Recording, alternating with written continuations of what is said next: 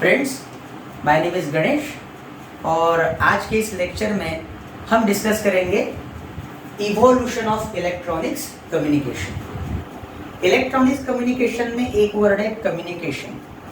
Communication का मतलब होता है ट्रांसफर और exchange of thoughts from person to person, यानी दो लोगों के बीच में अगर किसी इंफॉर्मेशन के ऊपर में डिस्कशन चल रहा है तो we can call it as a communication.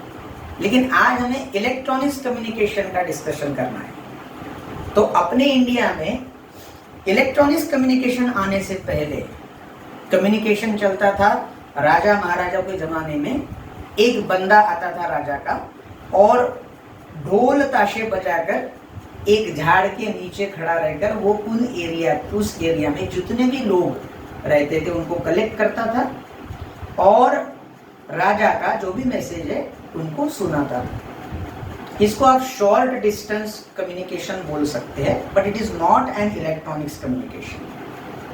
उसके बाद में कबूतर का भी यूज हुआ लॉन्ग डिस्टेंस कम्युनिकेशन के लिए, और लॉन्ग डिस्टेंस कम्युनिकेशन के लिए हॉर्स राइडर्स का भी यूज किया गया अपने इंडिया में। लेकिन बाहर वर्ल्ड में क्या कम्युनिकेशन चलता था, कैसे चलता था, वो भी अपने को देखना है। तो नॉर्थ अमेरिका में स्मोक सिग्नल करके एक कम्युनिकेशन चलता था, यानी उसमें जो डिफरेंट ट्राइब्स होती थी they are using signals and system to identify the danger. Generally danger identify करने के लिए ये कम्युनिकेशन किया जाता था। It is also used in ancient China by the soldiers for alerting danger from tower to tower, यानी tower के ऊपर से स्मोक सिग्नल छोड़ा जाता था और उस स्मोक को देख के ये लोग अलर्ट हो जाते थे। उसके बाद में ग्रीक, पर्शियन और रोमन लोगों ने भी पिजन का यूज किया, यानी कबूतर का यूज किया for long distance communication.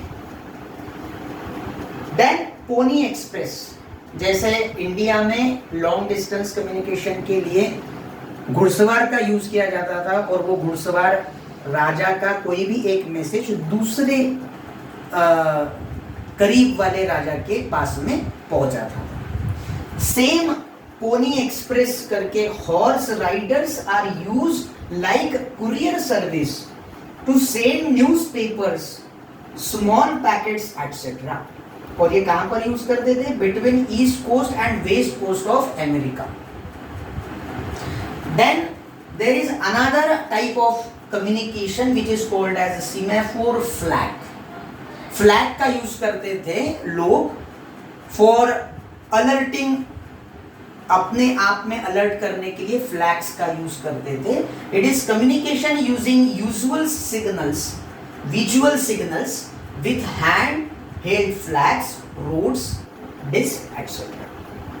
It is acceptable mode of communication in emergency used by the Greek, यानी ग्रीक लोग ये सेमाफोर फ्लैग यूज किया करते थे। अब धीरे धीरे धीरे धीरे जब इलेक्ट्रिसिटी डेवलप हुई उसके बाद में, तो इलेक्ट्रिसिटी जैसे ही डेवलप हुई उसमें सबसे पहला इलेक्ट्रॉनिक्स कम्युनिकेशन डेवलप किया गया 18th सेंचुरी में, जो था telegraph. Harnessing of electricity gave birth to electric telegraphy in 18th century. इस 18th सेंचुरी में जब आपका टेलीग्राफ डेवलप हुआ तो उसमें मॉर्स कोड यूज किया जाता था। Globally Morse code was used for long distance communication. तो it is the most popular long distance communication, that is a telegraph. अब इसके बाद में धीरे धीरे फिर से इलेक्ट्रॉनिक्स कम्युनिकेशन में डेवलपमेंट हुआ, टीवी आया, मोबाइल्स आए, और अभी तो लॉन्ग डिस्टेंस कम्युनिकेशन सैटेलाइट के थ्रू भी पॉसिबल हुआ है। इसके बारे में आपको इंटरनेट के ऊपर में बहुत सारा नॉलेज मिल जाएगा लॉन्ग डिस्टेंस कम्युनिकेशन के लिए। तो चलिए दोस्तों, आज के लिए इतना ही। नेक्स्ट क्लास में हम लोग block diagram of electronics communication के ऊपर में डिस्कस करेंगे। तो थैंक यू वेरी मच।